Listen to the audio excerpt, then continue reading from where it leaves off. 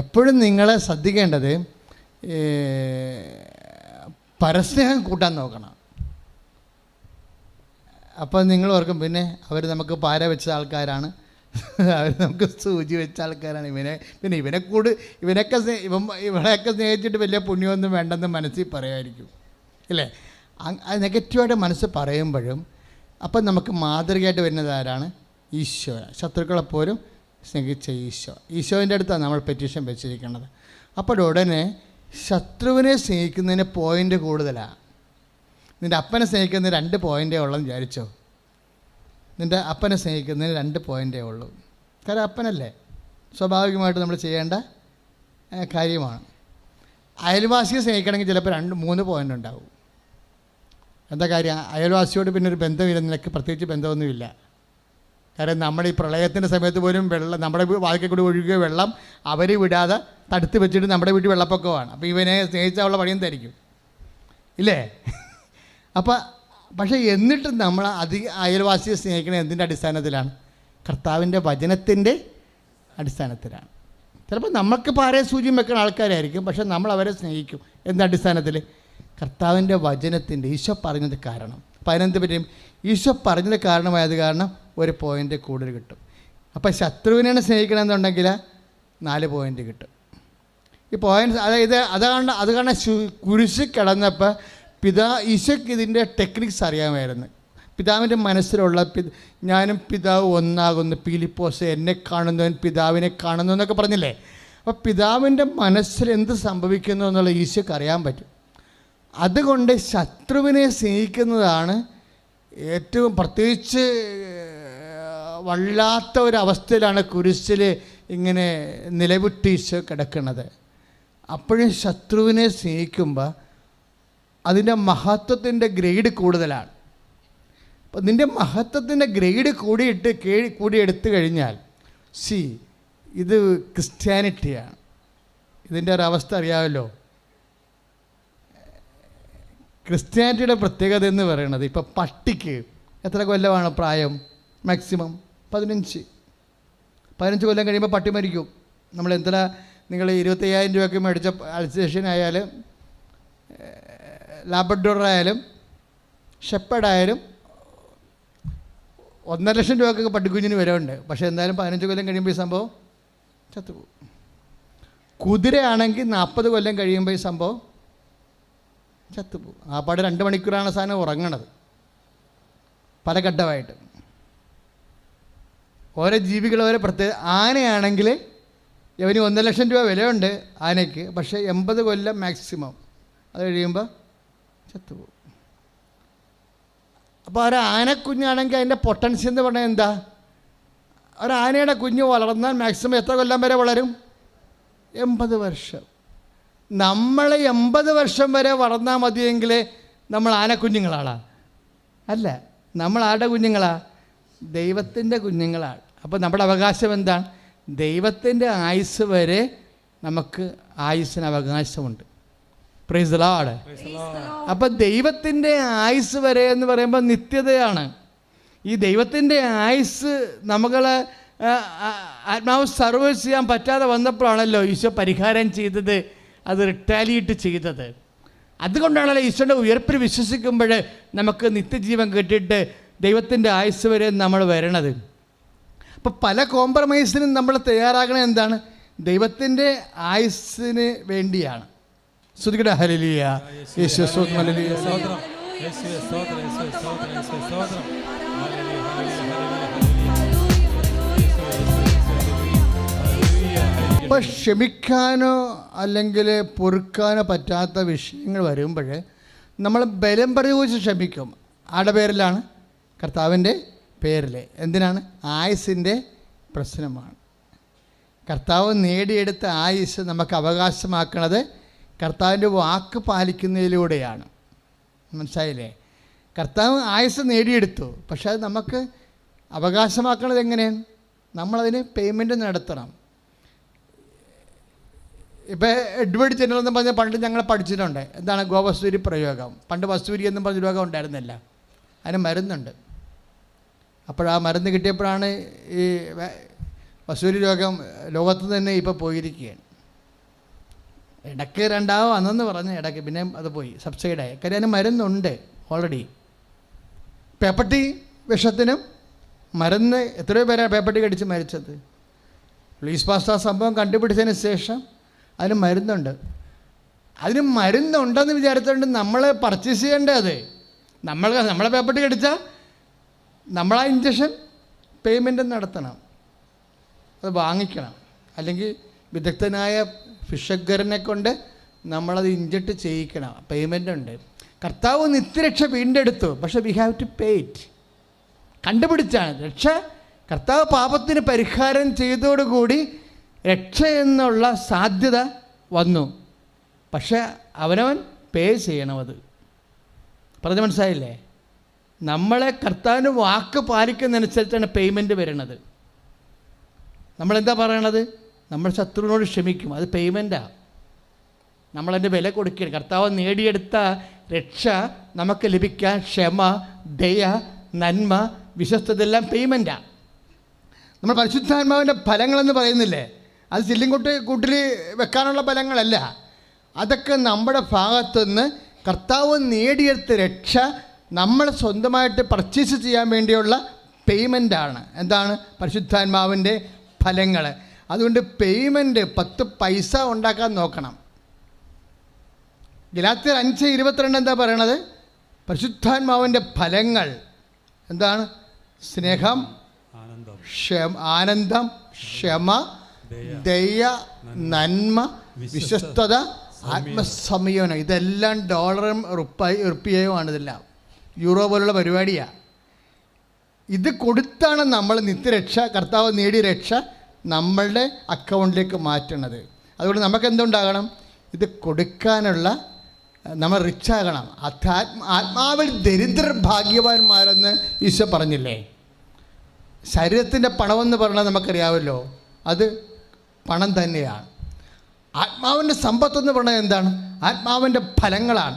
അതാണ് നമ്മളെ ദൈവതിരുസന്നിധിയിൽ ലൂക്കാ 12:21 അനുസരിച്ച് കൊണ്ട് ദൈവതിരുസന്നിധി സമ്പന്നനാകാതെ തനിക്ക് തന്നെ സമ്പത്ത് ശേഖരിക്കുന്നവൻ്റെ സ്ഥിതി എന്ന് പറയുമ്പോൾ ദൈവതിരുസന്നിധിയിൽ എങ്ങനെ സമ്പന്നനാകും? ദൈവതിരുസന്നിധി സമ്പന്നനാകണത് കർത്താവ് നേടിയെടുത്ത കൃപ നമുക്ക് വാങ്ങിക്കാൻ പറ്റുന്ന പർച്ചേസിങ് കപ്പാസിറ്റി നമുക്കുണ്ടാകുമ്പോഴാണ്. ഈ പർച്ചേസിങ് കപ്പാസിറ്റി എന്ന് പറയുന്നത് പരിശുദ്ധാത്മാവിൻ്റെ ഫലങ്ങളാണ്. അത് സ്നേഹമാണ്, ആനന്ദമാണ്, ക്ഷമയാണ്, നന്മയാണ്, വിശ്വസ്തതയാണ്, ആത്മസംയമനമാണ്. അങ്ങനെയാണ് നവീകരണം സംഭവിക്കുന്നത്. ശ്രുതിയുടെ ഹല്ലേലൂയ. യേശുവേ, നിൻ്റെ ഹൃദയം പോലെ ആക്കണമെന്ന് പണ്ട് ഹൃദയത്തെ പ്രതിഷ്ഠയ്ക്ക് പ്രാർത്ഥനയില്ലായിരുന്നു. നമ്മുടെ പൂർവികർ പ്രാർത്ഥിച്ചു തന്ന പ്രാർത്ഥനയാണ്. എന്താണ്? വിനയം. അതിൻ്റെ ഇതിനെന്താ വരുന്നത്? അഹങ്കാരം വരും അല്ലേ? വിനയത്തിൻ്റെ എതിരെന്താ? അഹങ്കാരം. അഹങ്കാരത്തിൻ്റെ ഓപ്പോസിറ്റായിട്ടാണ് വിനയം വരുന്നത്.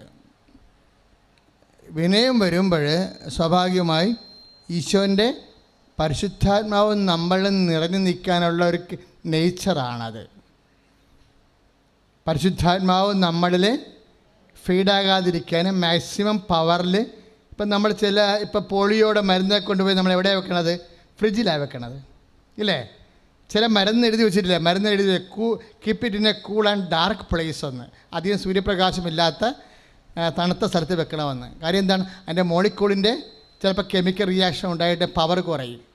അപ്പോൾ പരിശുദ്ധാത്മാവിൻ്റെ പവർ കുറയാതിരിക്കാൻ വേണ്ടിയാണ് keep it in a cool and dark place. വിനയത്തിൽ സൂക്ഷിക്കാൻ പറയും. അഹങ്കാരം വന്നു കഴിയുമ്പോൾ വെളിച്ചം കയറും.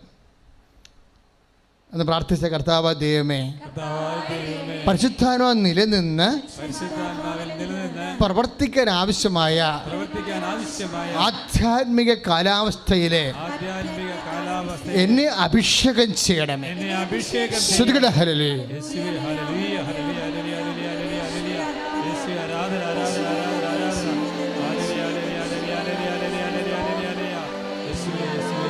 ശ്രുതികളുടെ ഹല്ലേലൂയ.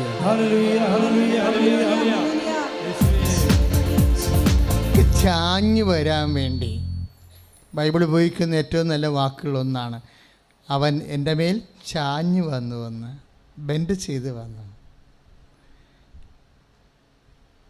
ഇപ്പോഴും സ്നേഹവും ആനന്ദവും ക്ഷമയും ദയയും നന്മയും വിശ്വസ്തതയും പരിശുദ്ധാത്മാവിൻ്റെ ഫലങ്ങൾ കൂടുമ്പോൾ ദൈവം നമ്മളിലേക്കും നമ്മുടെ ജീവിത അവസ്ഥകളിലേക്കും ചാഞ്ഞു വരും. അപ്പം കർത്താവിൻ്റെ ഔന്നത്യത്തിൽ നിന്ന് അവനെ ചാഞ്ഞു വരുമ്പോൾ സംഭവിക്കണത് എന്താണ്? ഒരു ആകർഷണമാണ്. നമ്മൾ ദൈവത്തിലേക്ക് ആകർഷിക്കുന്നത് ബൈബിൾ പറയുന്നൊരു വിഷയമാണ്.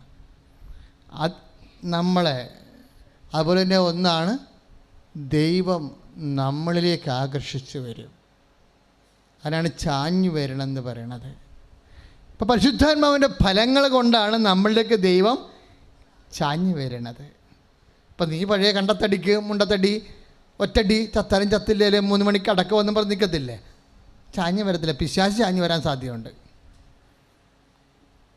എൻ്റെ മക്കളെ, ഇത് കർത്താവിൻ്റെ വഴികളാണിത്. നമ്മളിത് ലോകത്തിൻ്റെ വഴികൾ പോലെ നമുക്ക് മനസ്സിലാവത്തില്ല. അതുകൊണ്ട് കർത്താവിൻ്റെ വചനം വ്യാഖ്യാനിച്ചിട്ട് പൗലോസിനെ പോലുള്ളവർ പറയും, ഇതൊക്കെ കർത്താവിനാൽ വീണ്ടെടുക്കപ്പെട്ടവർക്കും ആണ് ഇതൊക്കെ പെട്ടെന്ന് മനസ്സിലാവേണ്ടത്. അല്ലാത്തവർക്കിത് ജഡിയന്മാർക്കിത് കർത്താവിൻ്റെ വചനങ്ങൾ മനസ്സിലാവത്തില്ല. അങ്ങനെ വിഷയമുണ്ട്. ജഡം എപ്പോഴും, ഇപ്പോൾ അമ്മ തന്നെ എന്താ നേരത്തെ നമ്മൾ കണ്ടത്, ഇതെങ്ങനെ ലൂക്ക 1:34 ഇതെങ്ങനെ സംഭവിക്കും? എന്താ കാര്യം? അതിൻ്റെ മെറ്റീരിയൽ പ്രീറിക്വിസിറ്റ് സാറ്റിസ്ഫൈ ചെയ്യണില്ലെന്നാണ് അമ്മ പറഞ്ഞത്. ഒരു പദാർത്ഥത്തിൻ്റെ കണ്ടൻ്റ് ഉണ്ട്, അതിൻ്റെ ആവശ്യങ്ങൾ നിറവേറ്റുന്നില്ല. ബൈബിളിൽ എപ്പോഴും ഇപ്പോൾ ഒരു സംഭവം അമ്മയുടെ വർത്തമാനം എന്താ? ഇതെങ്ങനെ സംഭവിക്കും? ഒരു കാര്യം സംഭവിക്കണമെന്നുണ്ടെങ്കിൽ എന്ത് ചെയ്യണം? ഒരു ഈവൻറ്റ് ഹാപ്പൻ ചെയ്യണം. ഒരു കാര്യം സംഭവിക്കണം. അതിനെന്ത് വേണം? 2 കണ്ടൻറ്റുകളുണ്ട് അതിൻ്റെ അകത്ത്. എന്താണ്? ഒരു ഇമ്മെറ്റീരിയൽ ആയിട്ടുള്ള കണ്ടൻ്റ് ഉണ്ട്, ഒരു മെറ്റീരിയൽ കണ്ടൻ്റ് ഉണ്ട്. ഇതിന് രണ്ടിനും സമാധാനം പറഞ്ഞ അമ്മ തന്നെയാണ് ബൈബിളിലെ. പരിശുദ്ധാത്മാവ് ഓരോ ദിവസവും അമ്മ ജീവിതത്തെക്കുറിച്ച് പറയുമ്പോൾ ഞാൻ കണ്ണു നിറഞ്ഞു പോകും എനിക്ക്. ഇപ്പം എന്നാ പറയണത്? ഇതെങ്ങനെ സംഭവിക്കും? ഞാൻ പുരുഷനെ അതിനൊരു മെറ്റീരിയൽ കണ്ടൻ്റ് ഉണ്ട് അതിനെ.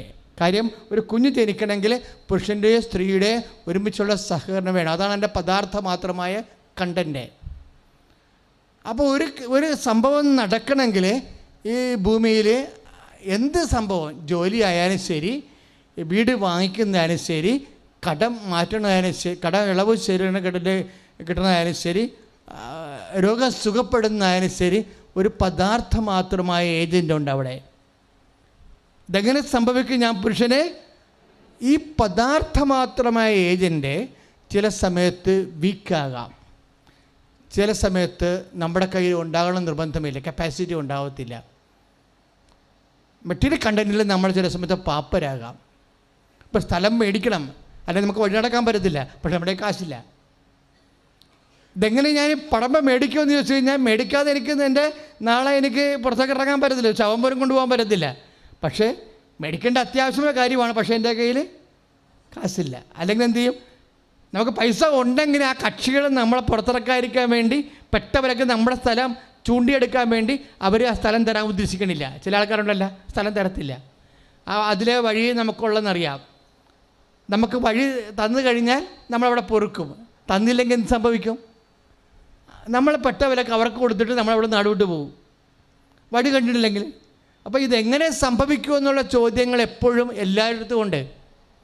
നമുക്ക് എല്ലാവർക്കും വേണ്ടിയാണ് അമ്മ ആ ചോദ്യം ചോദിച്ചിരിക്കുന്നത്. ഇപ്പോൾ അച്ഛനിപ്പോൾ പറഞ്ഞത് എന്താണ്? ഒരു സ്ഥലം നമ്മൾ പുറത്തോട്ട് ഇറങ്ങണമെങ്കിൽ നാട്ടുകാർ വേറെ ആരുടെയെങ്കിലും വഴി കൂടെ നമുക്ക് പോകാൻ പറ്റത്തുള്ളൂ. 2 കാര്യങ്ങൾ സംഭവിക്കാം. എന്താണ്?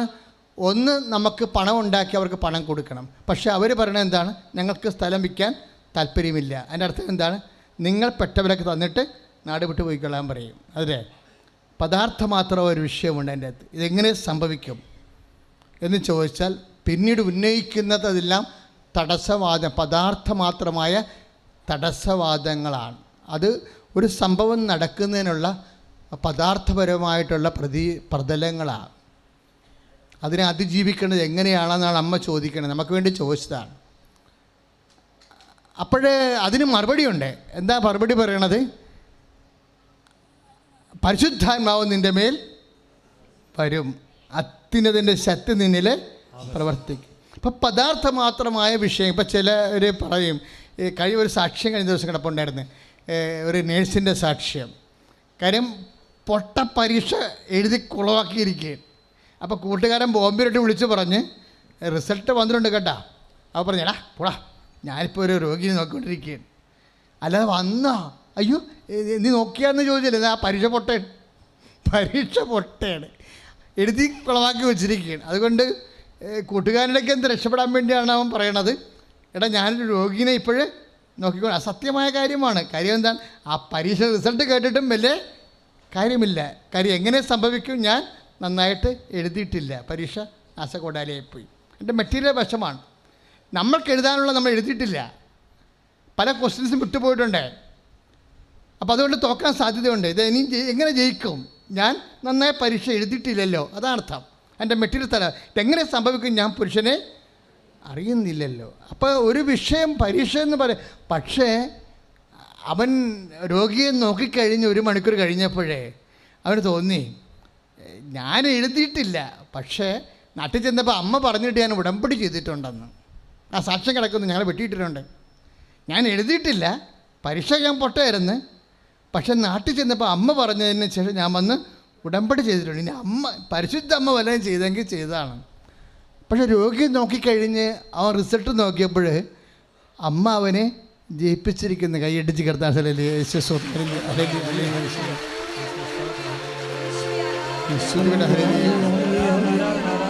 ഇടയ്ക്ക് സമയത്ത് ഭയങ്കര ചിലരൊക്കെ ചെയ്ത് കാർക്കശ്യം കാണിക്കും. ഇപ്പം ഞാൻ ഇപ്പോൾ പേപ്പർ നോക്കണത് ഉടമ്പടി, ഇപ്പം നിങ്ങൾ എന്നോട് പറയുമ്പോൾ ഞാൻ പേപ്പറാണ് എടുത്ത് നോക്കണത്. പേപ്പർ നോക്കിയിട്ട് പുതുക്കിയിട്ടുണ്ടെന്ന് നോക്കും, പുതുക്കിയിട്ടില്ലെങ്കിൽ തിരിച്ചു തരും. എന്താ, നിങ്ങളുടെ വഴക്കുണ്ടായിട്ടല്ല, കാരണം നിങ്ങൾ ആളുമായിട്ട് ഉടമ്പടി, ആളിൻ്റെ മധ്യസ്ഥതയിൽ ഉടമ്പടി ചെയ്തിരിക്കുന്നതാണ്. നിങ്ങളത് ആ ഭാഗം കറക്റ്റ് ചെയ്ത് കഴിഞ്ഞാൽ നമ്മുടെ എല്ലാവരുടെയും പണി എളുപ്പമാകും. നമ്മൾ ദൈവത്തോട് ചെയ്തിരിക്കുന്ന ഉടമ്പടിയല്ലേ. അപ്പം നിങ്ങളതിനകത്ത് സത്യസന്ധമായിട്ടാണ് നിൽക്കണമെന്നുണ്ടെങ്കിൽ എനിക്ക് നിങ്ങൾക്ക് റിസ്ക് ഇല്ല. പിന്നെ കാര്യം എന്താ, നമ്മൾ ചെയ്യാനുള്ള ചെയ്തു, പഠിക്കാനുള്ള പഠിച്ചു, എഴുതാനുള്ളതൊക്കെ എഴുതി, നമ്മളെ പറ്റണ പോലെ എല്ലാം നമ്മൾ ചെയ്തു. പിന്നെ എന്താ ബാക്കി എന്താ കാര്യം, പിന്നെ അമ്മയാണ് ചെയ്യേണ്ടത്, കാര്യങ്ങൾ ചെയ്യേണ്ടത്. അപ്പോൾ ദൈവത്തിന് ചെയ്യാനുള്ള സാഹചര്യം നമ്മളെപ്പോഴും കറക്റ്റ് ചെയ്യണം. തന്നെയല്ല, ദൈവത്തെ എപ്പോഴും വിശ്വാസത്തിലെടുക്കണം മക്കളെ. അത് എന്തെല്ലാം സംഭവിച്ചാൽ തിരികെ പോകരുത്. ഞാൻ ബൈബിളിൽ നിന്ന് ഞാൻ എബ്രഹാത്തിൻ്റെ ജീവിതത്തിൽ നിന്ന് പഠിച്ചത്, ഞാനല്ല പഠിച്ചത്, പൗലോസ് അപ്പോസ്തലൻ പഠിച്ചതാണ്. എനിക്ക് വായിച്ചപ്പോൾ പരിശുദ്ധാത്മാവ് എന്നോട് പറഞ്ഞ് പൗലോസ് പറയണത് കറക്റ്റാണ്. എന്താ, അതായത് തിരിച്ചു പോകാൻ, താൻ വിട്ടിറങ്ങി പോകുന്ന സ്ഥലത്തേക്ക് തിരിച്ചു പോകാൻ എബ്രഹാത്തിന് ആഗ്രഹമുണ്ടായിരുന്നെങ്കിൽ അവസരമുണ്ടായിരുന്നെന്ന്. എന്നാ ഈ പൗലോസ് എന്നാ സംഭവമാണ്. നമ്മൾ ഹെബ്രായർ 11:15 താൻ വിട്ടിട്ട് പോകുന്ന സ്ഥലത്തേക്ക് തിരിച്ചു പോകാൻ എബ്രഹാത്തിന് ആഗ്രഹമുണ്ടായിരുന്നെങ്കിൽ അതിനുള്ള അവസരമുണ്ടായിരുന്നെന്ന് പറഞ്ഞ മനസ്സിലായില്ലേ. നമ്മൾ വിട്ടുപോകുന്നത് ചിലപ്പോൾ പഴയ ജീവിതമായിരിക്കും. ചില വെള്ളവടിക്കാരുണ്ടാകും, ചിലപ്പോൾ ആൾക്കാരുടെ കഴുത്തേക്കറുന്ന ആൾക്കാരുണ്ടാകാം, ചിലപ്പോൾ പല ചുറ്റിക്കളിയുള്ള ആൾക്കാരുണ്ടാകാം, ചിലപ്പോൾ വൈരാഗ്യവും പൗശന്യവും പകയും വിദ്വേഷവും ചതിയും അഹങ്കാരവും പറ്റിപ്പും അമിത പലിശയും അങ്ങനെ ജഡത്തിൻ്റെ എല്ലാ മോഹങ്ങളും ദുർമോഹങ്ങളും ഉള്ള ആൾക്കാരാകാം. അതെല്ലാം വിട്ടുപോകുന്ന ആളാണ്, വിഗ്രഹ ആരാധന അവർ വിട്ടുപോകുന്ന ആളാണ് എബ്രഹാം. അതാണ് ഹെബ്രായർ 11:15 താൻ വിട്ടുപോകുന്ന സ്ഥലത്തേക്ക് തിരികെ പോരണമെന്ന് എബ്രഹാം ആഗ്രഹിച്ചിരുന്നെങ്കിൽ അതിനുള്ള അവസരമുണ്ടാകുമായിരുന്നെന്ന്. ഏതാണ് അവസരം? സൊദോം ഗൊമോറയിൽ തീയിടാൻ പോകണമെന്ന് പറഞ്ഞപ്പോഴേ എബ്രഹാം കൂടാരത്തിൽ താമസിക്കുക. എങ്ങാനും ഒരു കഷ്ണം തീ കൂടാരത്തിൽ വീണാന്ന് ഒത്തുപോകാൻ സംഭവം. ഇപ്പം നമ്മൾ സൊദോം ഗൊമോറയുടെ കഥ വായിക്കണില്ലേ ഉൽപ്പത്തി പുസ്തകത്തിൻ്റെ 11-ാം അധ്യായത്തിൽ. അപ്പോൾ സൊദോം ഗൊമോറയുടെ ഭാഗമുള്ള സ്ഥലത്താണ് എബ്രഹാം താമസിക്കുന്നത്. അതിൻ്റെ അകത്തല്ലെന്ന് മാത്രമേ ഉള്ളൂ, ലോത്ത് മാത്രമേ സൊദോം ഗൊമോറയിൽ താമസിക്കുന്നുള്ളൂ. എന്നാൽ അതിൻ്റെ സമീപ പ്രദേശത്താണ് എബ്രഹാം താമസിക്കുന്നത്. ആ പ്രദേശം ദൈവം ചുട്ടുകളയാൻ പോകണമെന്ന് പറയുമ്പോൾ എബ്രഹാത്തിന് വേണമെങ്കിൽ ഈ നാടിന് എന്ത് കാര്യം, എബ്രഹാം രാവിലെ എഴുന്നേറ്റ് ദൈവത്തെ കണ്ട് താനുമായിട്ട് കരുവേലൊക്കെ മമ്പര താഴ്വരയിൽ എബ്രഹാം ദൈവത്തോട് സംസാരിച്ച സ്ഥലത്തേക്ക് പിറ്റേ ദിവസം രാവിലെ വന്ന് നോക്കുമ്പോൾ അടുത്ത് തന്നെ പുക ഉയരണ കാണുന്നുണ്ട്. തീച്ചുള എന്ന പോലെ പുക ഉയരണം. ദാറ്റ് മീൻസ് എബ്രഹാത്തിൻ്റെ വീടിൻ്റെ അടുത്ത് തന്നെയാണ് സൊദോം ഗൊമോറ, കാണാവുന്ന സ്ഥലത്താണെന്നർത്ഥം. അവിടെ തീയും ഗന്ധകം ഇറക്കാൻ പോണെന്ന് എബ്രഹാത്തിന് അറിയാമെങ്കിൽ എബ്രഹാം എന്താ ചെയ്യേണ്ടത്? കൂടാരത്തിലാണ് ഇപ്പോൾ താമസിക്കുന്നത്. അയാൾക്ക് അങ്ങേർക്ക് നല്ല തറവാടുണ്ടായിരുന്നതാണ്, നല്ല ഉറപ്പുള്ള വീടുണ്ടായിരുന്ന ആളാണ്. ഇറാഖിൽ അദ്ദേഹത്തിന് നല്ല സുന്ദരമായ കെട്ടുറപ്പുള്ള തറവാടുണ്ടായിരുന്ന മനുഷ്യനാണ്. ഈ സ്ഥലം തീയും ഗന്ധവും ദൈവത്തിൻ്റെ ശാപമാണപ്പെട്ട് സ്ഥലമാണെന്ന് ആദ്യം അറിഞ്ഞത് എബ്രഹാമാണ്. അങ്ങനെയാണെങ്കിൽ എബ്രഹത്തിന് തിരിച്ചു പോകാൻ പറ്റുമായിരുന്നെന്ന് പൗലോസ് അപ്പോസ്തലൻ പരിശുദ്ധാത്മാവ് പറയണത്, തിരിച്ചു പോകാൻ, താൻ വിട്ടുപോയ സ്ഥലത്തേക്ക് തിരിച്ചു പോകാൻ എബ്രഹത്തിന് ആഗ്രഹമുണ്ടായിരുന്നെങ്കിൽ ആ പാപത്തിന് സ്ഥലത്തേക്ക് തിരിച്ചു പോകാൻ അവസരങ്ങളുണ്ടായിരുന്നെന്ന്. എന്തവസരങ്ങളുണ്ടായെന്നാണ് പറയണത്? ജീവിതത്തിന് പരാജയങ്ങൾ, ജീവിതത്തിൽ ദുർഘടങ്ങൾ, അതുപോലെ ജീവിതത്തിൽ ഇതുപോലെ രോഗങ്ങൾ, ഇതെല്ലാം എന്താണ്? തിരിച്ചു പോകാനുള്ള അവസരമാണ്. നമ്മുടെ പഴയ മദ്യപാനത്തിലേക്ക് തിരിച്ചു പോകാൻ വേണമെങ്കിൽ പ്രാർത്ഥിച്ചിട്ട് ഉടമ്പടി ചെയ്തിട്ട് പോലും കർത്താവിൻ്റെ പ്രാർത്ഥന കേൾക്കണില്ല, എൻ്റെ കടങ്ങൾ പരിഹരിക്കണില്ല, ബാങ്കുകാരൻ ഇപ്പോഴും ജപ്തി ചെയ്യുമെന്ന് പറഞ്ഞ് എന്നെ വിളിച്ചുകൊണ്ടിരിക്കുകയാണ്. ഇതെല്ലാം തിരിച്ചു പോകാനുള്ള അവസരമാണ്. എബ്രഹാം താൻ വിട്ടുപോകുന്ന സ്ഥലത്തേക്ക്, പാപത്തിൻ്റെ പഴയ സ്ഥലങ്ങളിലേക്ക് തിരിച്ചു പോകണമെങ്കിൽ, അങ്ങനെ ആഗ്രഹിച്ചിരുന്നെങ്കിൽ അതിനുള്ള അവസരങ്ങളായിട്ട് പരാജയങ്ങൾ വരുമ്പോൾ you should understand by no means എന്താണ് അവൻ മുന്നോട്ടാണ് പോയതെന്ന്. താൻ പ്രാപിച്ചില്ലെങ്കിൽ പോലും അകലങ്ങളിൽ കണ്ട ദൈവത്തിൻ്റെ വാഗ്ദാനത്തെ വിശ്വസിച്ചുകൊണ്ട് അവന് തനിക്ക് ലഭിക്കാതിരിക്കുന്ന നന്മയോർത്തുകൊണ്ട് എബ്രാഹാം അഭിവാദനം ചെയ്ത പോലെ ദൈവ പൈതലെ നമ്മൾ പരാജയപ്പെട്ടാലും കർത്താവ് വാഗ്ദാനങ്ങൾ വിശ്വസ്തനാണെന്ന് വിശ്വസിച്ചുകൊണ്ട് നമുക്ക് ലഭിക്കാൻ പോകുന്ന നന്മകൾ ഓർത്തുകൊണ്ട് അഭിവാദനം ചെയ്യും. സ്തുതിയുടെ ഹല്ലേലൂയ. നമ്മൾ കയ്യിൽ നിന്ന് കാര്യങ്ങൾ വിട്ടുപോകുമ്പോൾ നമ്മൾ പഴയ കാല ജീവിതത്തിലേക്ക് നമ്മൾ തിരിഞ്ഞു നോക്കത്തില്ല. എന്താണ്? കർത്താവ് വാഗ്ദാനം വിശ്വസ്തനാണെന്ന് കർത്താവിൻ്റെ വചനം നമ്മൾ അനുസ്മരിക്കും. 11:13 ഹെബ്രായ ലേഖനം. ആ 11:13 അനുസ്മരിച്ചുകൊണ്ട് നമ്മൾ മുന്നോട്ട് തന്നെ പോകും. എന്താ കാര്യം? പദാർത്ഥമാത്രമായ പ്രതിസന്ധികൾ ഉണ്ടാകുമ്പോൾ അത് പരിഹരിക്കാൻ നമുക്ക് പറ്റാതെ വരുമ്പോൾ ദൈവത്തിൻ്റെ വചനം നമുക്ക് നൽകുന്ന പ്രൊവിഷൻ എന്താണ്? കർത്താവിൻ്റെ ഇടപെടലാണ്. ഇതെങ്ങനെ സംഭവിക്കും? ഞാൻ പുരുഷനെ അറിയുന്നില്ലല്ലോ എന്ന് അമ്മ പറയുമ്പോൾ ഇതെങ്ങനെ സംഭവിക്കും? എനിക്ക് മുന്നോട്ട് പോകാൻ ഉള്ള സാമ്പത്തിക സ്ഥിതിയോ ശാരീരിക സ്ഥിതിയോ ബുദ്ധിയോ വൈഭവമോ ഓർമ്മശക്തി പോലും ഇല്ലല്ലോ പറയുമ്പോൾ അതിനുള്ള വചനം എന്താണ്? ഈ മെറിറ്റൽ ഇൻ്റർവെൻഷൻ. പദാർത്ഥം പരാജയപ്പെടുമ്പോൾ അതിന് അമ്മയോട് പറഞ്ഞ മറുപടി എന്താണ്? പരിശുദ്ധാത്മാവ് നിൻ്റെ മേൽ വരും. അതെ, പദാർത്ഥത്തിൻ്റെ അപ്പുറത്തേക്ക്, ജഡത്തിൻ്റെ അപ്പുറത്തേക്ക്, ഭൗതികയുടെ അപ്പുറത്തേക്ക്, യുക്തിയുടെ അപ്പുറത്തേക്ക് ദൈവത്തിൻ്റെ ശക്തി പ്രവർത്തിക്കും. We will hope it. കൈയടിച്ച് കർത്താവിന്റെ പരിശുദ്ധമായ ദിവ്യകാരുണ്യത്തിന് നമ്മളിലൂടെ ഈശോ നമുക്ക് പറഞ്ഞു തരികയായിരുന്നു. ഒരു സംഭവം നടക്കണമെങ്കിൽ 2 പ്രീ റിക്വസ്റ്റുകളുടെ മുന്നാവശ്യങ്ങളുണ്ട്. ഒന്ന് മെറ്റീരിയൽ കണ്ടൻ്റാണ്, പദാർത്ഥമാത്രമായിട്ടുള്ള അതിൻ്റെ പ്രതലം. രണ്ടാമത്തത് എന്താണ്? മെറ്റീരിയൽ കണ്ടൻ്റാണ്. അവർക്ക് വീഞ്ഞില്ല എന്ന് അതും പറയണത് ആരാണ്? അമ്മയാണ് പറയണത്. യോഹന്നാൻ 2:3 അവർക്ക് വീഞ്ഞില്ല എന്ന് പറയത്തില്ലേ? അപ്പോൾ ഈശോ എന്നാ പറയണത്? എൻ്റെ സമയം ഇനിയും സമാഗതമായിട്ടില്ല. അതെന്താണ്? സമയമെന്ന് പറയുന്നത് എന്താണ്? മെറ്റാഫിസിക്കൽ സബ്ജക്റ്റാണത്. അതീത ഭൗതിക ശാസ്ത്രത്തിൻ്റെ ഭാഗമാണ് ടൈം, മെഷർമെൻറ്റ് ഓഫ് മൊമെൻറ്റ്സ്. എന്താണ് സമയമെന്ന് പറയണത്? ചലനങ്ങളുടെ ഏകകമാണത്.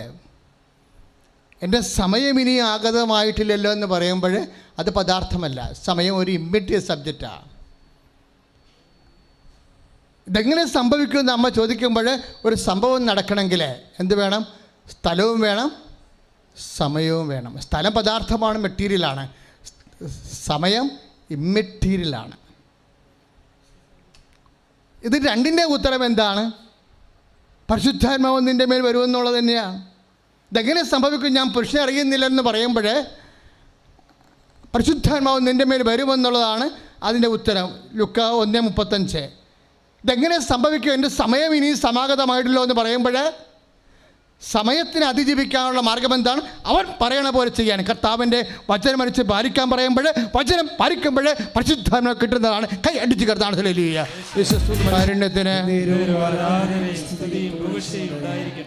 ഇത് രണ്ടും, ഒരു സംഭവം നടക്കേണ്ട പദാർത്ഥത്തിൻ്റെ പ്രതലവും ഒരു സംഭവം നടക്കേണ്ട ഇമ്മെറ്റീരിയൽ കോൺസെപ്റ്റും പദാർത്ഥ അതീതമായിട്ടുള്ള പ്രതലവും അതിനെ അതിജീവിക്കാനുള്ള ദൈവിക പോം വഴികൾ അമ്മയുടെ മധ്യസ്ഥത്തിലാണ് നമുക്ക് കിട്ടുന്നത്. ഇല്ലേ? ലൂക്ക 1:34 യോഹന്നാൻ 2:3-5 അമ്മ ഒരു സംഭവമാണ്. നമുക്ക് വ്യാകുല മാതാവ് വിമല ഹൃദയം എന്നൊക്കെ പറഞ്ഞ് സാധാരണ ആത്മീയ പുണ്യത്തിനുള്ള സ്വാഭാവികമായിട്ടുള്ള കുറച്ച് അറിവുകളെ നമ്മുടെ കയ്യിലുള്ളൂ. ഇപ്പോഴെന്നാ സംഭവിച്ചിരിക്കണത്? ഒരു മനുഷ്യൻ്റെ സർവ്വതോന്മുഖമായ എല്ലാ പ്രതിസന്ധിക്കും അമ്മയിലൂടെ വെളിപ്പെടുത്തപ്പെട്ടതാണ് ദൈവത്തിൻ്റെ പോംവഴി. കൈയടിച്ച് കിടത്താണ് ഹല്ലേലൂയ, യേശുക്രിസ്തു ഹല്ലേലൂയ.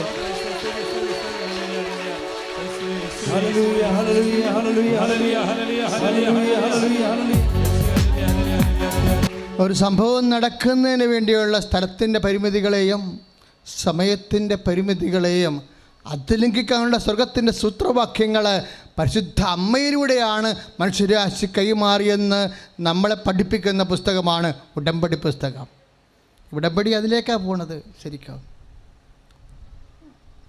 ഉടമ്പടിയുടെ സമവാക്യങ്ങൾ അതാണ്. ഉടമ്പടി ഒരു മരിയം പ്രയറായിരിക്കുമ്പോൾ തന്നെ ഒരു സമ്പൂർണമായ മരിയം പ്രയറാണത്. അല്ല നൊവേന പോലെയുള്ള ഭാഗികമായ ഒരു മധ്യസ്ഥ പ്രാർത്ഥനയല്ല. എ കംപ്ലീറ്റ് പ്രയർ, സമ്പൂർണമായ പ്രാർത്ഥന. ഇഹത്തിലും പരത്തിലും നിന്നെ നിലനിർത്തി കർത്താവിൻ്റെ കൃപയിൽ വളർത്തുന്ന നിത്യജീവൻ വരെ നിനക്ക് അവകാശമാക്കുകയും ഈ കാലഘട്ടങ്ങളിൽ നീ അനുഭവിക്കുന്ന പദാർത്ഥമാത്രമായ പ്രതിസന്ധികളെ സുവിശേഷവിഹിതമായ മാർഗങ്ങളുടെ അതിലംഘിക്കുന്നതിന് വേണ്ട ദൈവികമായ സൂത്രവാക്യമാണ് പരിശുദ്ധ അമ്മയിലൂടെ ലൂക്ക 1:34 യോഹന്നാൻ 2:3-5 വെളിപ്പെടുത്തിയിരിക്കുന്നത്. അതാണ് ഉടമ്പടിയുടെ സാരസംഗ്രഹം, ഉടമ്പടിയുടെ സൈദ്ധാന്തികമായ പശ്ചാത്തലം. പ്രാർത്ഥിക്കുക. കർത്താവായ ദൈവമേ, അങ്ങയുടെ നാമത്തിലെ പരിശുദ്ധമ്മയുടെ മധ്യസ്ഥതയിലെ വീരശക്തിയും വിശുദ്ധിയും അഭിഷേകമായി ലഭിക്കാൻ നിത്യത വരെ മഹത്വപ്പെടാൻ ഞങ്ങൾക്ക് നൽകിയിട്ടുള്ള ദൈവിക ഉടമ്പടിയെ, മരിയൻ ഉടമ്പടിയെ ആഴമായി ജീവിതത്തിൽ നിറവേറ്റി സുവിശേഷത്തിന്റെ സാക്ഷിയായി ദൈവനാമത്തെ മഹത്വപ്പെടുത്തിക്കൊണ്ട് ദൈവ പൈതലിന്റെ പദവിയിൽ വളരുവാൻ ഞങ്ങളെ അഭിഷേകം ചെയ്യണമേ.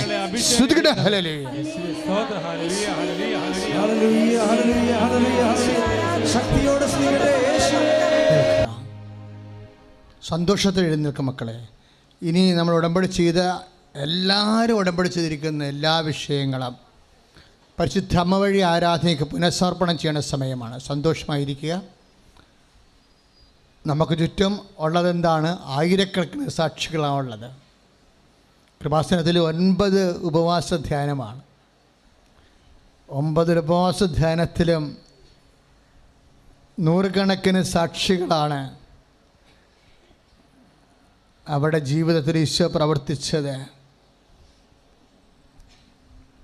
നമ്മുടെ ആത്മധൈര്യത്തിനായി ഏറ്റുപറയണത്. ഇപ്പോഴും നമ്മൾ പ്രാർത്ഥിക്കാൻ പോകുന്ന വിഷയം ഈശോ കാണിച്ചു തരണത് നടുവിൻ്റെ വേദനയാണ്. അതിൻ്റെ കൂടെ നമ്മൾ അസ്ഥി പഞ്ജരങ്ങളിലുണ്ടാകുന്ന എല്ലാ വേദനകളെയും കർത്താവ് സുഖപ്പെടുത്താൻ വേണ്ടി പ്രാർത്ഥിക്കും. സന്ധിബന്ധങ്ങളിലെ വേദന, മാംസപേശികളിലെ മരവിപ്പ്,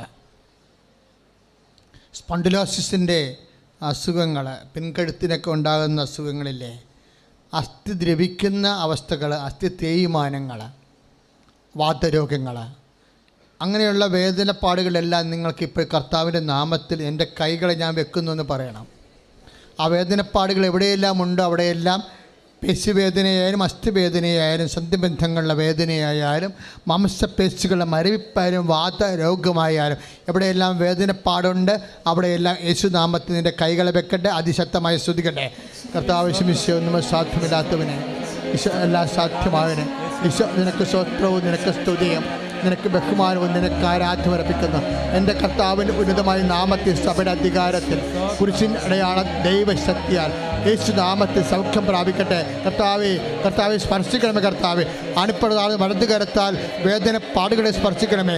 ആണിപ്പഴുതാർന്ന് വലത് കരത്താൽ വേദന പാടുകളെ സ്പർശിക്കണമേ. ഈ പ്രാർത്ഥന ഇവിടെ നിന്ന് കൂടുന്നവരെ അന്യ നാടുകളിലെ, അന്യ ജില്ലകളിലെ,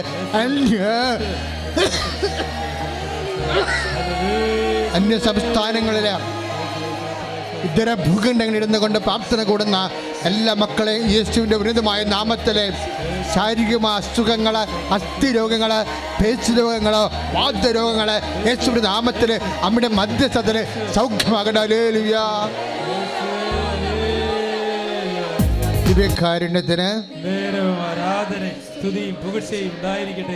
മക്കളെ ശരീരം ഇങ്ങനെ ഒലിക്കണ രോഗങ്ങളുണ്ട്. സ്വെല്ലിങ്, ചിലപ്പോൾ നീരായിരിക്കാം, ചിലപ്പോൾ മുഴയായിരിക്കാം, ചിലപ്പോൾ സ്രാവങ്ങളായിരിക്കാം. ചൊറി ചിരങ്ങ് പോലെ രോഗങ്ങളുണ്ട്. ചൊറി ചിരങ്ങുകൾ ഇങ്ങനെ ശരീരമൊക്കെ ഇങ്ങനെ ഒലിച്ചുകൊണ്ട് വരും. ഭയങ്കര ചൊറിച്ചിലും കടിയുമൊക്കെ ആയിരിക്കും. ചിലപ്പോൾ ചെവിയിൽ നിന്ന് പഴുപ്പ് വരും, ചിലപ്പോൾ രക്തസ്രാവ രോഗങ്ങളുണ്ടാവും. അപ്പോൾ ഇങ്ങനെ ശരീരത്തിൽ നിന്ന് സ്രാവങ്ങൾ പുറത്തേക്ക് പോകുന്ന രോഗങ്ങളാകാം. അതെല്ലാം കർത്താവ് സുഖപ്പെടുത്താൻ നിങ്ങൾ ലാഘവത്തോടെ പ്രാർത്ഥിക്കരുത്. അങ്ങനെയുള്ള രോഗികളെ നിങ്ങൾക്കറിയാമെങ്കിൽ അവർക്ക് വേണ്ടി കണ്ണുനീരോടെ കൂടി പ്രാർത്ഥിക്കണം. നിങ്ങൾക്ക് രോഗമില്ലെന്ന് വിചാരിച്ചുകൊണ്ട് പ്രാർത്ഥിക്കാണ്ടിരിക്കരുത്. പരസ്നേഹത്തോടെ എല്ലാവരും സമർപ്പിക്കുക. കർത്താവേ, വിവിധ രോഗികൾ, ഒലിപ്പ് രോഗികൾ, വിസർപ്പ രോഗികൾ, ചൊറിച്ചിരങ്ങ രോഗികൾ, കർത്താവെ രക്ത ഒലിപ്പ്, പഴുപ്പ് ഒലിപ്പ്, കർത്താവെ അങ്ങനെ രോഗങ്ങളുള്ളവരുടെ വ്യത്യസ്തങ്ങളായ സ്രാവരോഗങ്ങൾ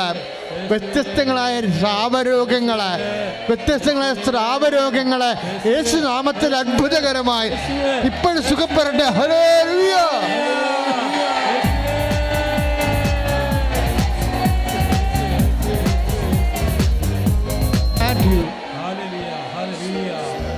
നമ്മളിത് പ്രാർത്ഥിക്കുമ്പോൾ തന്നെ 2 പ്രാവശ്യം എൻ്റെ കയ്യിൽ നിന്നും പറയാൻ വിട്ടുപോയതാണ്. പക്ഷേ മൂക്കിൽ നിന്ന് വെറുതെ വെള്ളം വന്നുകൊണ്ടിരിക്കും. ചുമ്മാ അലർജി പോലെ ഇങ്ങനെ വെള്ളം വരും. അത് നമ്മളെങ്ങനെ നിയന്ത്രിച്ചാലും എന്തെല്ലാം മരുന്ന് കഴിച്ചാലും മൂക്ക് ഇങ്ങനെ ഉള്ളിൽ നിന്ന് ഇങ്ങനെ ഒലിപ്പുണ്ടായിക്കൊണ്ടേ അതൊക്കെ നമ്മൾ ഇരിക്കുന്ന സ്ഥലത്തൊക്കെ വീഴും. ചിലപ്പോൾ ഭക്ഷണം കഴിക്കുന്ന പാത്രത്തിലും വീഴും. ആ വ്യക്തികളെയും കർത്താവ് സ്പർശിച്ചു കൊണ്ടിരിക്കുന്ന ശ്രുതിയുടെ ഹല്ലേലൂയ.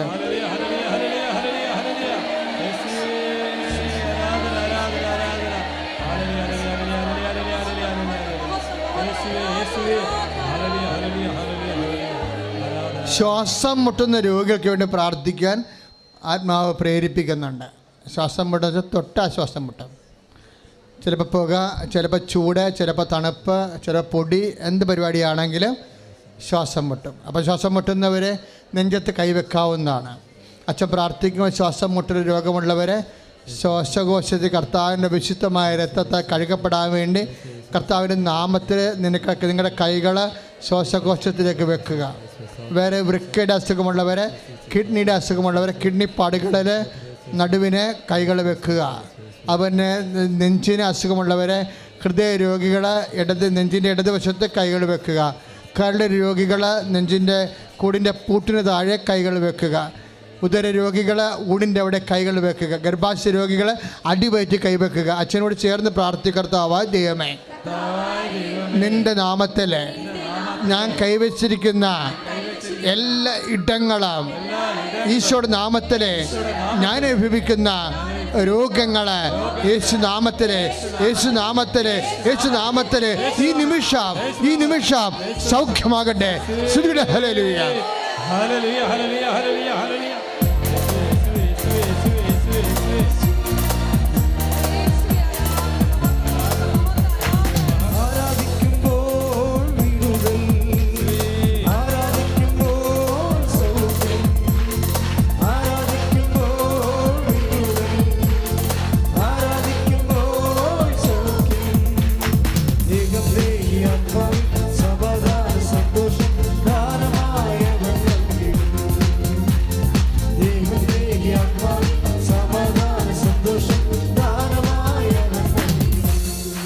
പരിശുദ്ധ പരമ ദിവ്യകാരുണ്യത്തിന്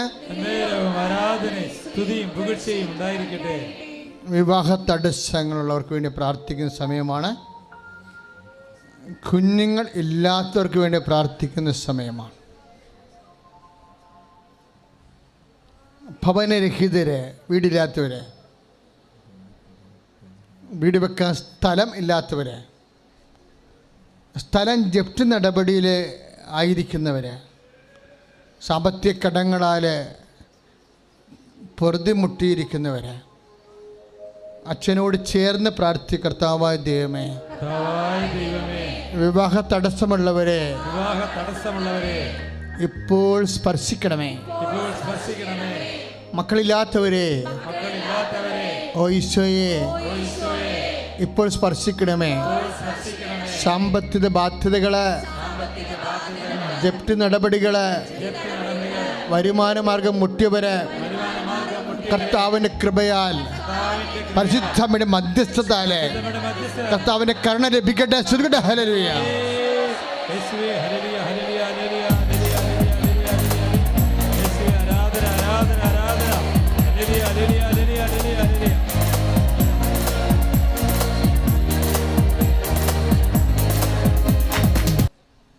പരീക്ഷയ്ക്കൊരുങ്ങുന്നവര്, ഇൻ്റർവ്യൂവിനൊരുങ്ങുന്നവര്, യോഗ്യതാ പരീക്ഷ, നൈപുണ്യ പരീക്ഷയ്ക്ക് വേണ്ടിയുള്ള പരിശ്രമിക്കുന്നവരെ,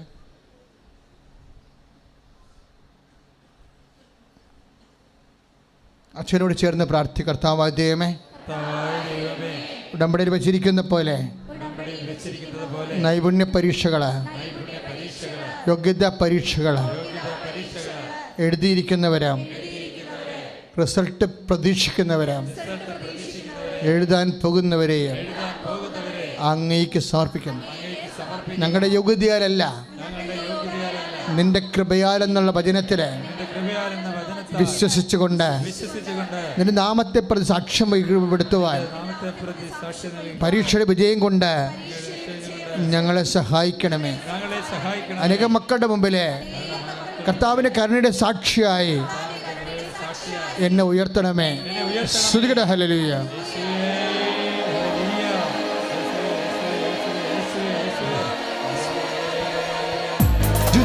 ദിവ്യകാരുണ്യത്തിന് ജോലി യാത്രകള് സമർപ്പിക്കേണ്ട സമയമാണ്. ചിലക്കൊരു തിരഞ്ഞെടുപ്പ് കിട്ടണില്ല. എന്ത് ചെയ്യണം, നാട്ടിൽ നിൽക്കണോ പുറത്ത് പോകണോ അറിയില്ല. അവരെല്ലാം പ്രാർത്ഥിക്കേണ്ട സമയമാണിത്.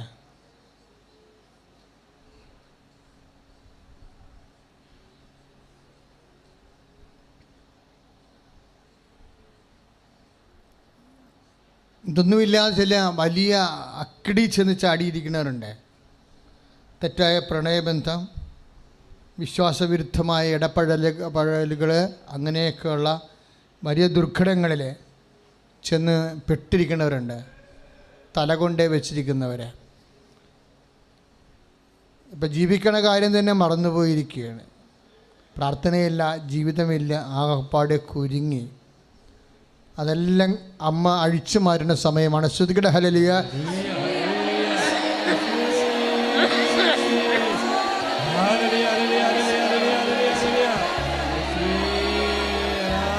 Jesus Christ, power of His Spirit. മക്കളില്ലാത്തവരെ, ജീവിത മാർഗങ്ങൾ മുട്ടിപ്പോയവരെ,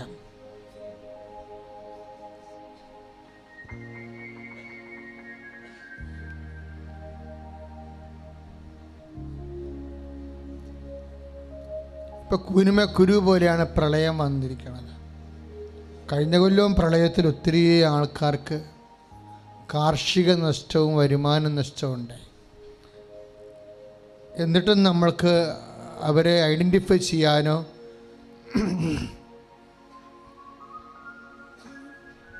ലക്ഷങ്ങൾ നഷ്ടപ്പെടുമ്പോൾ ഒരു 10,000 രൂപ 10 പ്രാവശ്യം നടന്നാൽ കിട്ടുന്ന ഒരവസ്ഥയാണ്.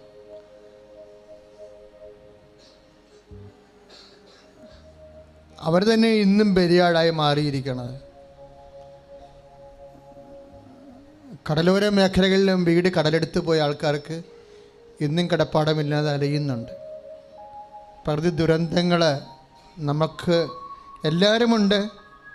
പക്ഷേ എല്ലാവരും ഉണ്ടെന്ന് പറയാം, പക്ഷേ അനുഭവിക്കണവൻ ശരിക്കും അവൻ ഒറ്റപ്പെട്ട് അനുഭവിച്ചുകൊണ്ടിരിക്കുക.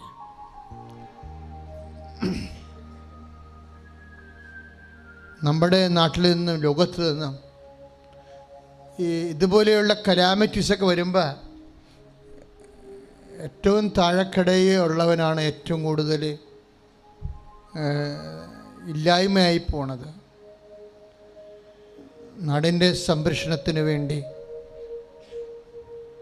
പ്രപഞ്ച പ്രകൃതിയുടെ മാതാവിൻ്റെ അടുത്ത് നമ്മളെ ഉടമ്പടി പ്രത്യക്ഷീകരണ പ്രാർത്ഥനയിൽ ചെല്ലണത് അമ്മയെ പ്രപഞ്ച പ്രകൃതിയുടെ മാതാവായി സഭ തിരിച്ചറിയാൻ ആണ് സഭ പ്രത്യക്ഷീകരണം പഠിക്കണമെന്ന് പറയണത്. എന്നിട്ട് പ്രപഞ്ചത്തെയും പ്രകൃതിയെയും പരിശുദ്ധ അമ്മയ്ക്ക് സമർപ്പണം ചെയ്യണം. ആ പ്രാർത്ഥന വലിയൊരു പ്രാർത്ഥനയായതുകൊണ്ടാണ് പ്രത്യക്ഷീകരണ പ്രാർത്ഥന പ്രാർത്ഥിച്ച അനുഭവം പ്രാപിച്ചവരെ ഇവിടെ സാക്ഷ്യം പറയണത്. അതിവിടെ വരുന്നവർക്ക് മാത്രമല്ല, ലോകം മുഴുവനുള്ള മക്കൾക്കത് അനുഭവവേദ്യമായി ദൈവത്തിൻ്റെ കരുതലും സംരക്ഷണവും നമ്മൾ പ്രാർത്ഥനയിൽ പറയുന്ന പോലെ കിട്ടാൻ വേണ്ടി ശക്തമായി സ്തുതിക്കട്ടെ. Hallelujah, hallelujah, hallelujah, hallelujah, hallelujah.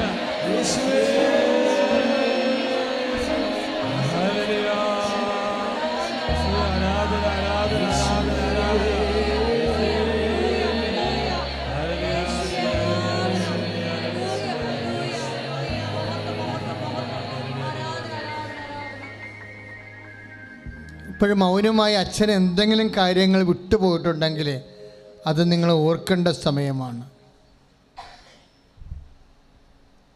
നിങ്ങളുടെ ജീവിതത്തിൻ്റെ അച്ഛൻ ഇത് പറയാമെന്ന് വിചാരിച്ചുകൊണ്ട് മനസ്സിൽ വിചാരിച്ചുകൊണ്ടിരിക്കുകയാണ്. അങ്ങനെ വിചാരിക്കണ ഒത്തിരി പേരുണ്ടാകും. അപ്പോൾ ഒത്തിരി കാര്യങ്ങളുണ്ടാകും. നമുക്ക് സമയപരിമിതിയുള്ള കാരണം പട്ടിക പോലെ ഇങ്ങനെ പറഞ്ഞ് ആരാധനയിൽ പ്രാർത്ഥിക്കാൻ പറ്റത്തില്ല. അപ്പോൾ അതുകൊണ്ട് നിങ്ങൾ ആ സമയത്ത് അച്ഛൻ്റെ അനുവാദത്തോടെ ഓർക്കുക. ഇവിടെ പരാമർശിക്കപ്പെടാത്ത വിഷയങ്ങൾ നിങ്ങളുടെ ജീവിതത്തിൽ ഉള്ളത് ഇപ്പോഴ് പരിശുദ്ധ അമ്മ വഴി ഈശോയ്ക്ക് സമർപ്പിക്കുക. എന്നിട്ട് എന്നെ സാക്ഷിയാക്കണമെന്ന് പ്രാർത്ഥിക്കുക.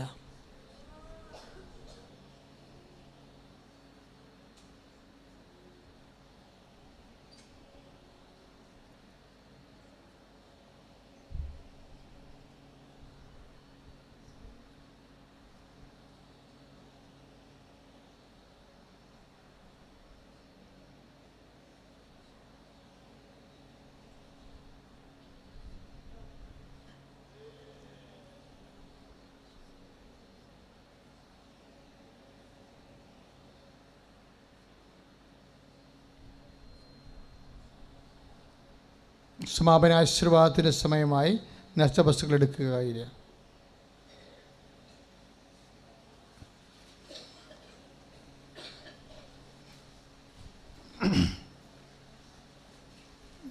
ഓർക്കുക, 31 ദിവസവും നമുക്ക് ഉടമ്പടി ചെയ്യാനും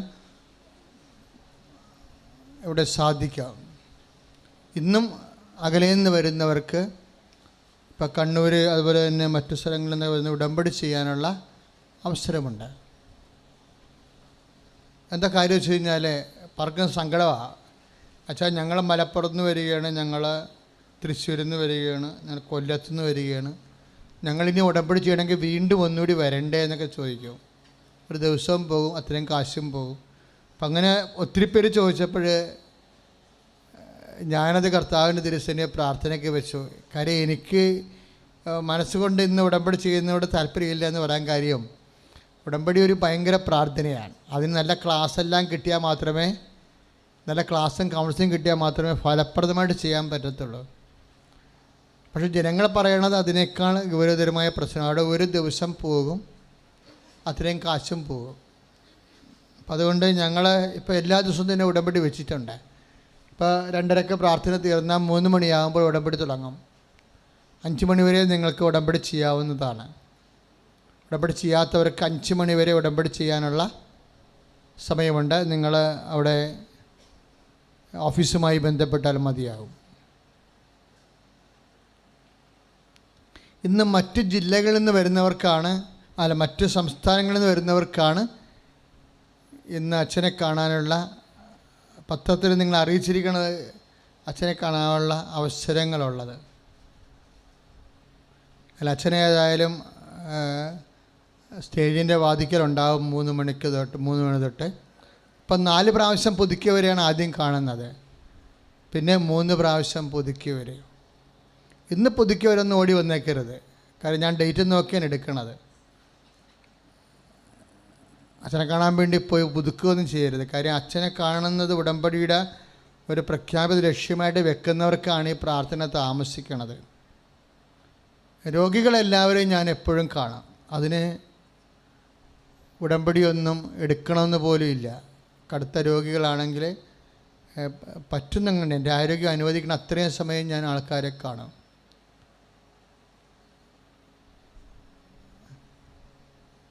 അതെല്ലാ 9 പ്രാർത്ഥനയ്ക്കും 3 മണി തൊട്ട് 4:30 മണി വരെ കരൾ രോഗികൾ, കിഡ്നി രോഗികൾ, ക്യാൻസർ രോഗികൾ എല്ലാവരെയും കാണും. അവിടെയും കുറേ ആൾക്കാർ പറ്റിപ്പ് രോഗികളുണ്ട്. എന്ന് വെച്ച് കഴിഞ്ഞാൽ പ്രാർത്ഥനയ്ക്ക് വരത്തില്ല, അച്ഛൻ കാണുമെന്ന് ചെയ്തിട്ട് 4 മണിക്ക് ഓടി വന്ന് തല കാണിച്ചും പോകും. അങ്ങനെയൊക്കെ തരികിട പരിപാടിയൊന്നും കർത്താവിൻ്റെ അടുത്ത് കാണുമ്പോൾ പിന്നെ ഇരട്ടി രോഗമായിട്ടാണ് തിരിച്ചു പോകും. എന്തിനാണ് ദൈവത്തിനെ പരീക്ഷിക്കണത്? അതൊരു വിശ്വാസമില്ലാത്ത ഒരു പരിപാടിയാണ്. ഇന്ന് തന്നെയാണെങ്കിൽ ഞാൻ എപ്പോഴും ചോദിക്കും, നിങ്ങൾ ഇന്നത്തെ പ്രാർത്ഥന കൂടിയോ എന്ന് ചോദിക്കും. കൂടി കാണത്തില്ല. അപ്പോൾ അതിൻ്റെ അർത്ഥം പ്രാർത്ഥന കൂടുന്നത് ഉടമ്പടി എടുത്തിട്ട് പോലും അവർക്ക് ആ കൃപ കിട്ടിയിട്ടില്ലെന്നല്ലേ. അപ്പം അച്ഛനെ കണ്ട എന്ത് പെട്ടെന്ന് ഷോർട്ട് കട്ടിൽ എന്തോ കാര്യം സാധിക്കാൻ വേണ്ടിയാണ്. അതൊക്കെ ദൈവം കൂടി അനുവദിക്കേണ്ടത്. നമ്മുടെ ആത്മാർത്ഥതയാണ് ഇതിനെല്ലാത്തിൻ്റെയും വിഷയമാണ്. അത് നമ്മൾ ആത്മാർത്ഥ ദൈവത്തോടുണ്ടെങ്കിൽ ചില കൺഫ്യൂഷൻസ് വരുമ്പോൾ മാത്രമേ അച്ഛനെ കാണേണ്ട കാര്യമുള്ളൂ. ഒരു തിരഞ്ഞെടുപ്പിൻ്റെ കൺഫ്യൂഷൻസ് വരുമ്പോൾ ഇപ്പോൾ ഓസ്ട്രേലിയയിൽ പോകണ, കാനഡയിൽ പോകണം, ജോബ് വിസ മതിയ, അതാ എഡ്യൂക്കേഷനും കൂടി വെക്കണം. അപ്പം അങ്ങനെയൊക്കെ ഉള്ള ചില കാര്യങ്ങൾ നമുക്കൊരു തീരുമാനം എടുക്കാൻ പറ്റാതെ വരുമ്പോഴാണ് ഉടമ്പടി പുതുക്കിയിട്ടുണ്ടെങ്കിൽ അച്ഛനെ കാണേണ്ട ഒരു വിഷയം വരണത്. ഇതിപ്പോൾ ആവശ്യമില്ലാത്തവരും വന്ന് കാണുന്നുണ്ട്. അത് കാരണം എന്ത് പറ്റുമെന്ന് വെച്ചാൽ ആവശ്യമുള്ളവന് കിട്ടണമില്ല. അങ്ങനെയൊക്കെ വരുന്നത്. അത്യാവശ്യക്കാരനെ കിട്ടണില്ല, ആവശ്യമില്ലാത്തവന് ഇടിച്ച് കയറി. പിന്നെ അവനെന്താ ഉദ്ദേശിക്കണത്? അതോടുകൂടി അവൻ ഉടമ്പടി ഉഴപ്പും. അത് നമുക്ക് ആളെ കാണുമ്പോൾ അറിയാം ഇത് ഉടമ്പടിയാണെന്ന്. കാര്യം ഉടമ്പടി കറക്റ്റ് ചെയ്യണമെങ്കിൽ പിന്നെ നമുക്ക് റിസ്ക് ഇല്ലല്ലോ, കർത്താവല്ലേ അത് ചെയ്യേണ്ടത്. അപ്പോൾ ശ്രദ്ധിക്കുക, എപ്പോഴും അച്ഛനെ പബ്ലിക്കിനെ കണ്ടാലും ആദ്യം ചെയ്യണത് 4 പ്രാവശ്യം പുതുക്കിയവർ ആദ്യം കാണാം. കാര്യം അവർ 1 കൊല്ലമായില്ലേ. പിന്നെ 3 പ്രാവശ്യം പുതുക്കിയവർ, പിന്നെ സമയമുണ്ടെങ്കിൽ 2 പ്രാവശ്യം പുതുക്കിയവരെ കാണത്തുള്ളൂ. അപ്പം അതുകൊണ്ട് പ്രത്യേകം ശ്രദ്ധിച്ച് വേണം. നിങ്ങളെ ഉടമ്പടി തന്നെ കൃത്യമായിട്ട് ചെയ്ത് കൺഫ്യൂഷൻസ് ഉണ്ടെങ്കിൽ മാത്രം അച്ഛനുമായി ഡിസ്കസ് ചെയ്യുന്ന രീതി കൊണ്ടുവരണം. കാര്യം ഓരോ ദിവസവും എന്തുമാത്രം 100 കണക്കിന് ആൾക്കാർ ഉടമ്പടി ചെയ്യണില്ലേ. പിന്നെ രണ്ടാമത് ചെയ്യേണ്ടത്, നമ്മളിപ്പോൾ ഉടമ്പടിയിലെ 6 കാര്യം. ഇപ്പോൾ ഉടമ്പടിയിലെ പത്രം, ഈ ഉടമ്പടിയിലെ പത്രം നമ്മൾ എന്തിനാണ് പുറത്ത് തന്നത് വിടണത്? അത് പ്രേക്ഷിത പ്രവർത്തനമാണ്. ഈശോനെ അറിയാത്തവരറിയണം, അറിഞ്ഞവർ ആഴപ്പെടണം. അതിനാണ് നമ്മൾ പ്രേക്ഷിത പത്രം പ്രാർത്ഥിച്ച് കൊടുക്കുന്നത്.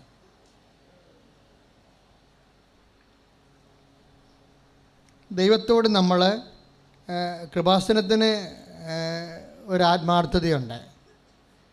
അതുപോലെയുള്ള ആത്മാർത്ഥത നിങ്ങൾക്കും ഉണ്ടെങ്കിൽ ഇവരിവിടെ വന്ന് സാക്ഷ്യം പറഞ്ഞതുപോലെ നിങ്ങൾക്ക് സാക്ഷിയാകാൻ പറ്റുമോ? ഞാൻ മനസ്സിലാക്കിയത് ദൈവത്തിനൊരു പഞ്ഞവുമില്ല. ദൈവം മുമ്പത്തേക്കാളും ഇപ്പോഴ് സുതാര്യവും ഭയങ്കരമായ രീതിയിൽ എല്ലാ മേഖലകളിലുമല്ലേ ഉടമ്പടി പ്രാർത്ഥനയിലൂടെ ഇടപെടുന്നത്. ഇന്നലെ കുബേരയിൽ ചതി കിട്ടിയൊരു അപ്പൻ സാക്ഷ്യം പറഞ്ഞത് കേട്ട് ഞാനോർത്ത്, ദൈവമേ, കുബേരയെപ്പോലും കർത്താവ് ഇടപെടുകയാണ്. ഇടപെടാത്തൊരു വിഷയമില്ല. ശരിക്കും കയ്യിൽ നിന്ന് വിട്ടുപോയതാണെന്നൊക്കെ വിചാരിക്കണമൊക്കെയാണ് തിരിച്ചു കൊണ്ടുവന്ന് തന്നെ. പക്ഷേ സാക്ഷ്യം പറഞ്ഞവരൊക്കെ ഇനി ജീവിക്കുമ്പോൾ ദൈവത്തിൻ്റെ ഒരു ഓർമ്മയെ ജീവിക്കണം. എല്ലാ പത്രവും ഉണ്ട്, ഹിന്ദി, ഇംഗ്ലീഷ്, മലയാളം, കന്നഡ, തെലുങ്ക്. ആ പത്രമൊക്കെ ആ നാട്ടിലൊക്കെ പോണവർ ആ പത്രം അതാത് ഭാഷയുടെ പത്രമാണ് വാങ്ങിക്കണത്. അടുത്ത മാസം മുതൽ മറാഠി പത്രവും ഉണ്ടാവും. അവരവരുടെ ഭാഷയിൽ ഈശോനെ കാരണം ഉടമ്പടി ദൈവം ഇവിടെ മാത്രമാണ് തന്നുകൊണ്ട് നമുക്ക് എല്ലാവരെയും അറിയിക്കാൻ നമുക്ക് ബാധ്യതയുണ്ട്. അതുവഴി വിശുദ്ധീകരണവും ശക്തീകരണവും സംഭവിക്കാൻ.